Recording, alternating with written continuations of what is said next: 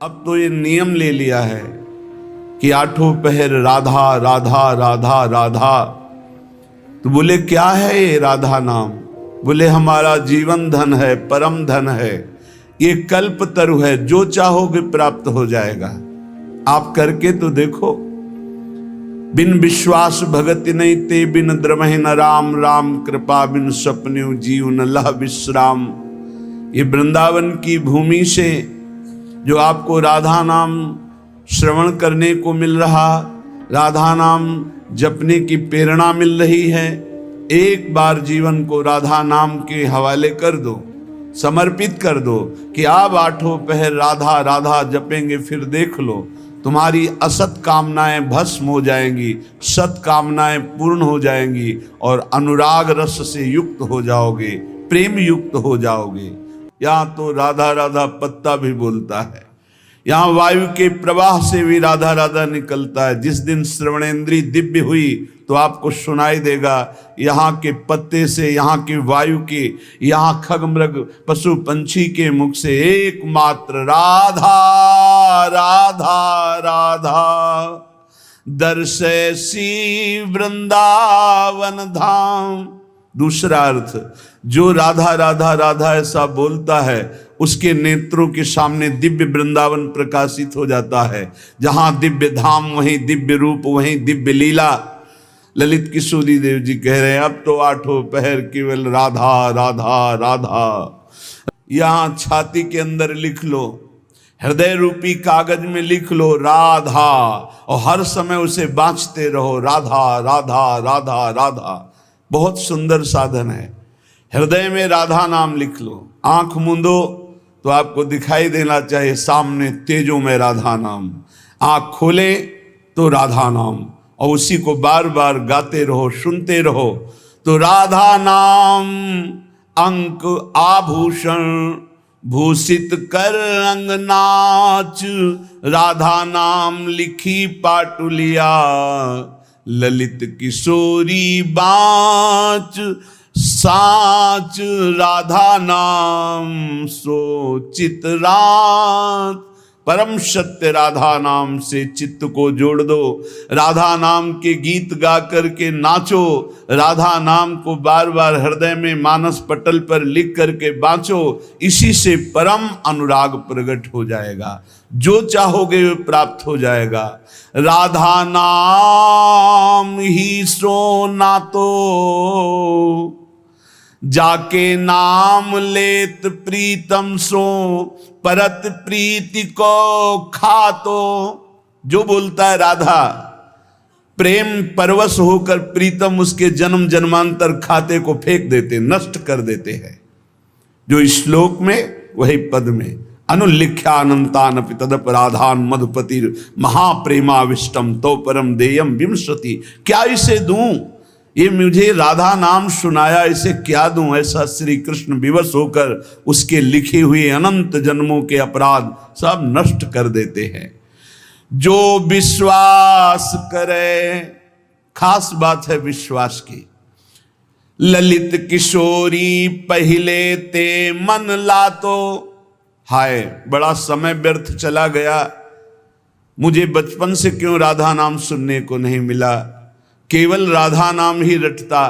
कितना समय चला गया, इसके बाद परिचय में राधा नाम आया। ललित किशोरी जी कह रहे हैं यदि अब विश्वास हो जाए तो अब पकड़ लो राधा नाम, तो क्या होगा? होयो कुंज निवास। तुम कहीं भी शरीर रखो, तुम्हारा मन निकुंज में रहेगा। जगत क्यों जन्म जन्म भर मातो, राधा नाम ही सोना तो। ये जन्म मरण का चक्र बंद हो जाएगा, नवनिवृत्त निकुंज तुम्हारे नेत्रों में दर्शाने लगेगा। यदि राधा राधा बोलोगे तो प्रीतम तुम्हारे अनंत जन्मों के पापों का लेखा जोखा नष्ट कर देंगे। राधा नाम को उर्धार मिली है रसिक मुकुटमणि मोहन, आप ही कुंजन द्वार। राधा नाम को उर्धार। यदि राधा राधा राधा ऐसा बोले तो श्री कृष्ण हर समय तुम्हारे साथ है और निकुंज द्वार में तुम्हारा अद्भुत स्वागत होगा। राधा नाम जापक को दिव्य चिदानंद वृंदावन धाम में प्रवेश मिलेगा, उसका स्वागत होगा। आठों जाम छकेंगी अखियां छवि निकुंज बिहार,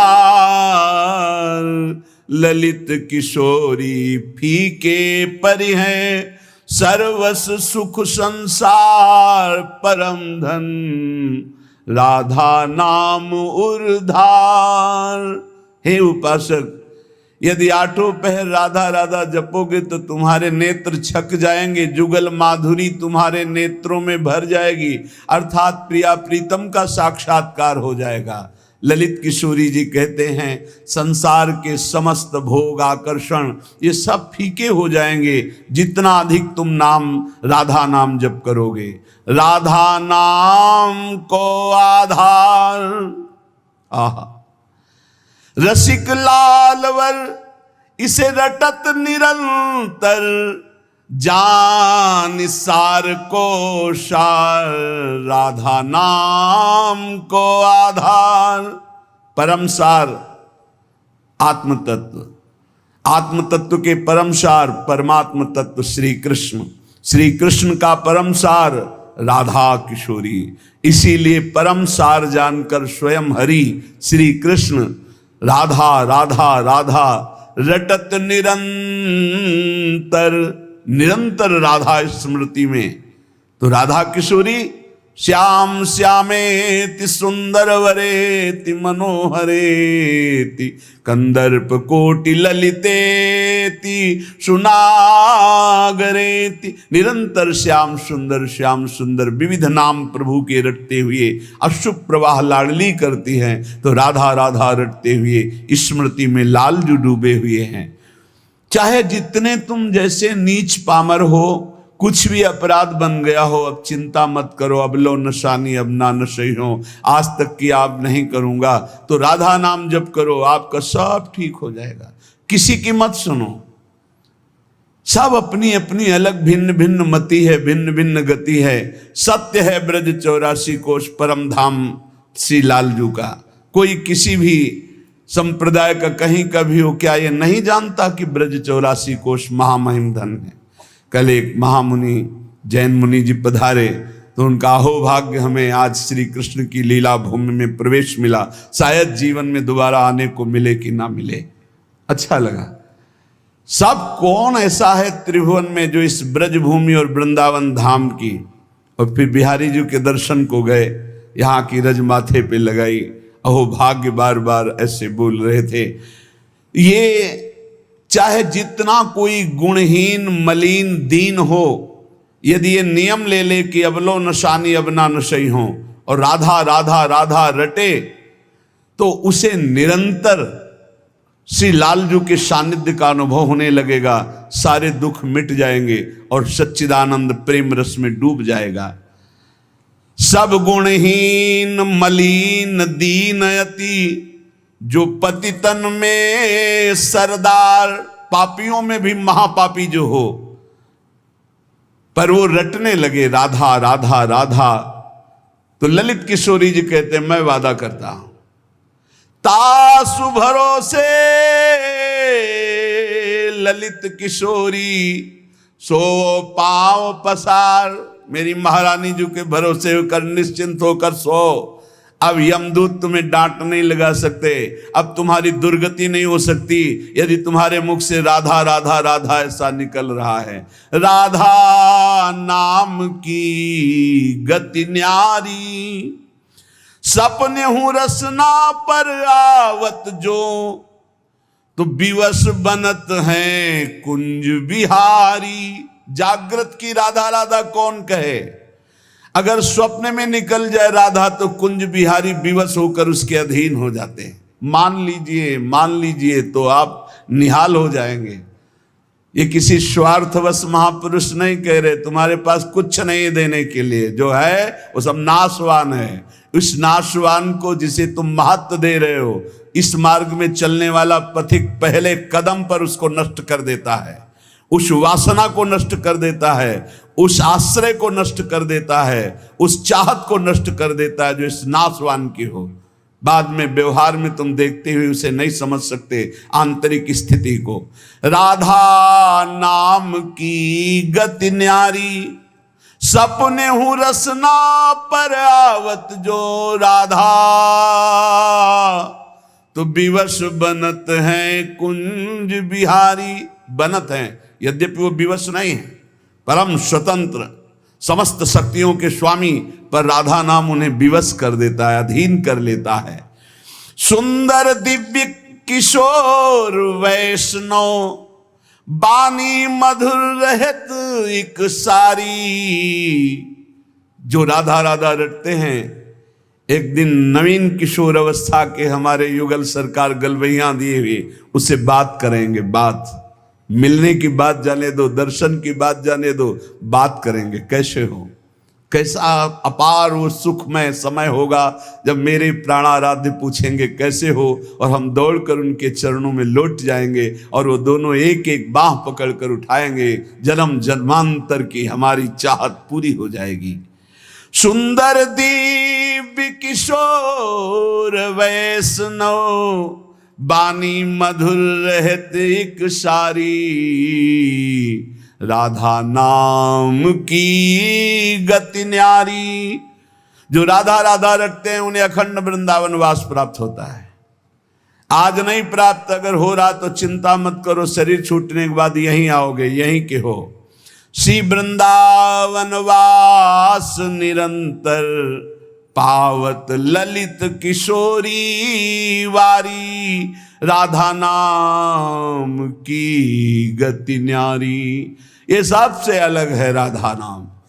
जो विश्वास करके राधा राधा हित धू जो विश्वास है, तब ही सुधरे बात। ना तो माया पंथ में फिरे जुटक कर खात। यदि विश्वास है तो बात सुधर गई, विश्वास नहीं तो माया के टक्करों में चकनाचूर हो जाओगे। कभी काम, कभी क्रोध, कभी लोभ, कभी मोह, कभी मद। तुम्हारा जो साथ देने वाला है वही तुम्हें नष्ट कर देगा।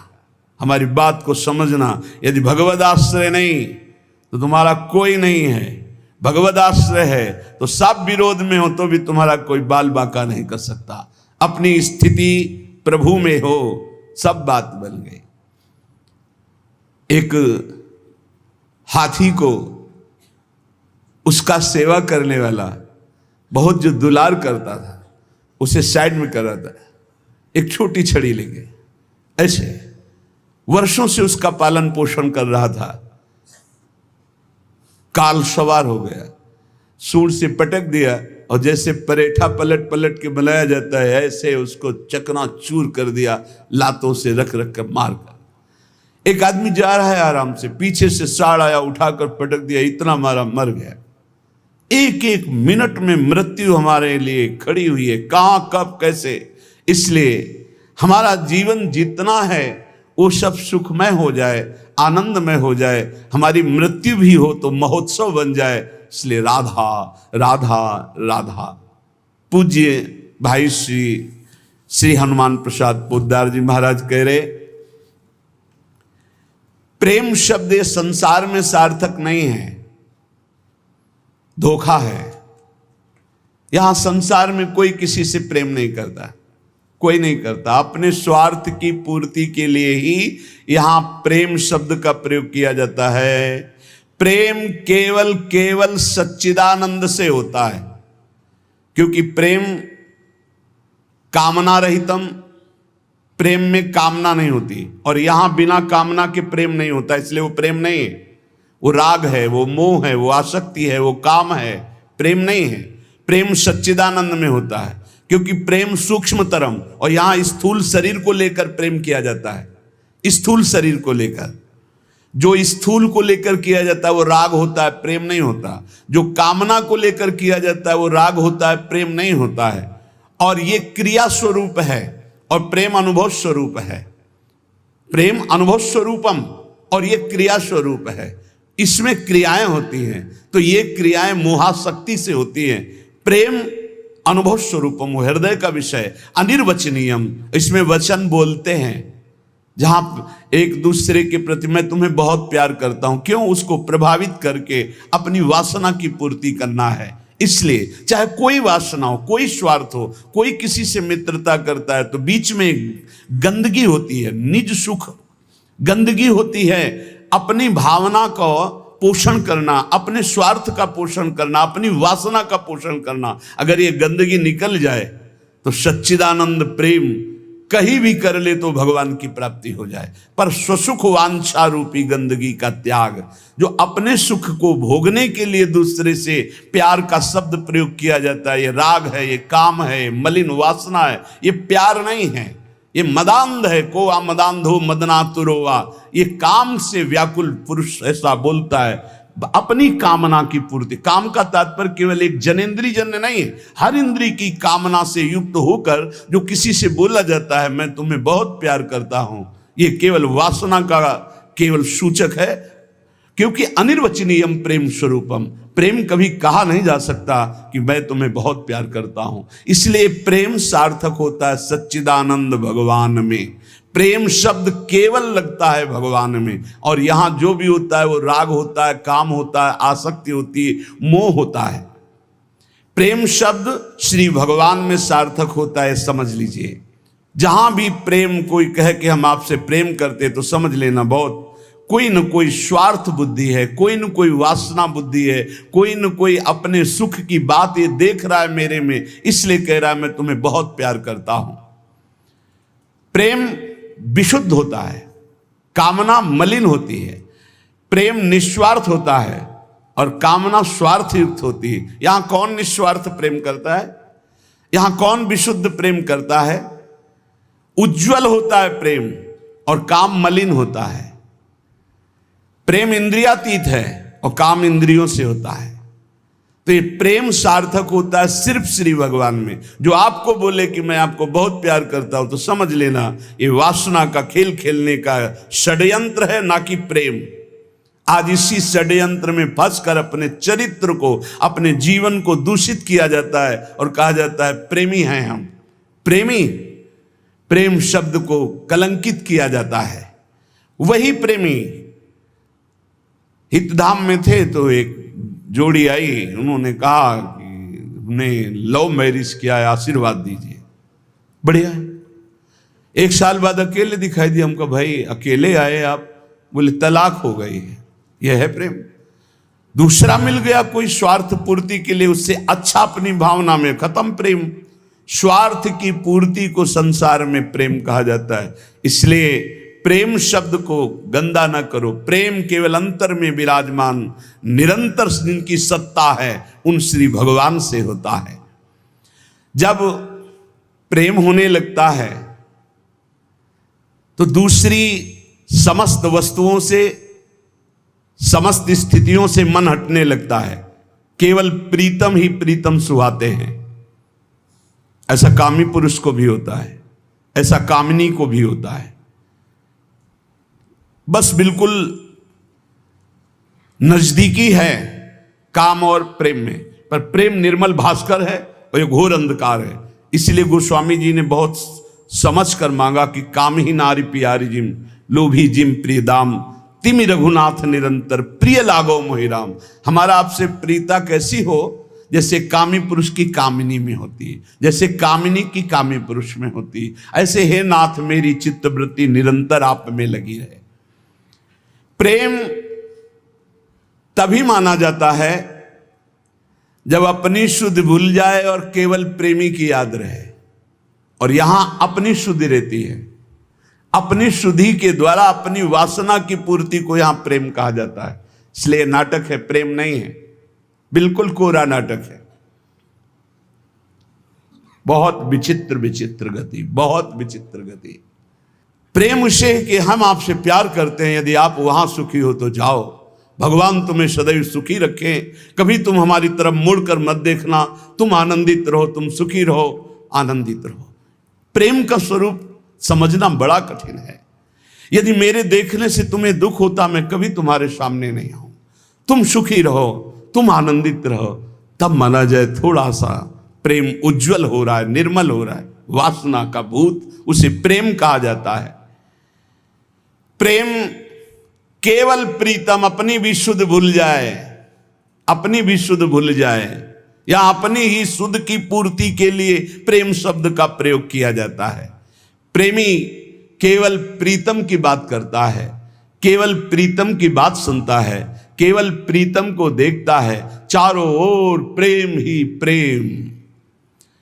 प्रेम की वृत्ति में कभी पूर्णता नहीं आती है कि मुझे पूर्ण प्रेम प्राप्त हो गया, ऐसा कभी नहीं आता। सदैव प्रेम में कमी का अनुभव होता है।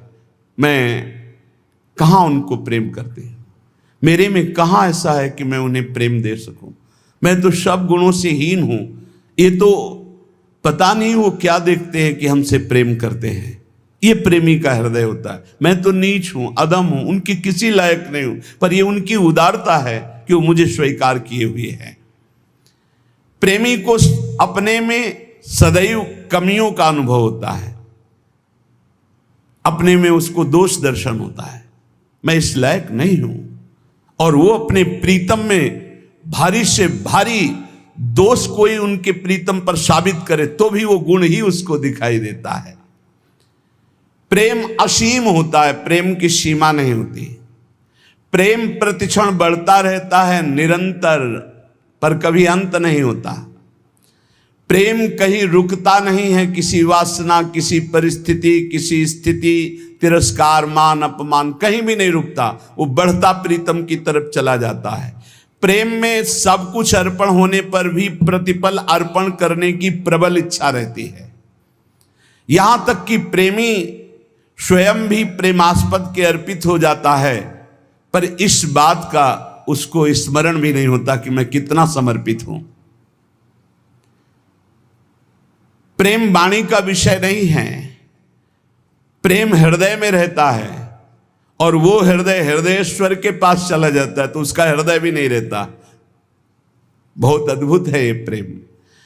प्रेम जिसके हृदय में उत्पन्न होता है तो ना मन रह जाता है, ना बुद्धि रह जाते हैं।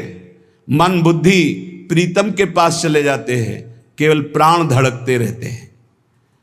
प्रेम बड़ी दुर्लभ वस्तु है, ये प्राण देने पर भी नहीं मिलता। ये जिसे मिल जाता है उसके समान त्रिभुवन में कोई सौभाग्यशाली नहीं।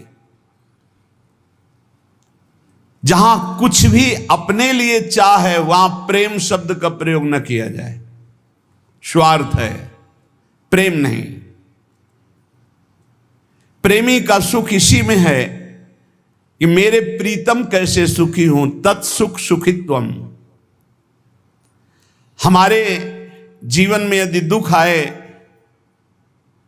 और मेरे प्रभु राजी हैं तो कभी सुख नहीं चाहिए, कभी सुख नहीं चाहिए।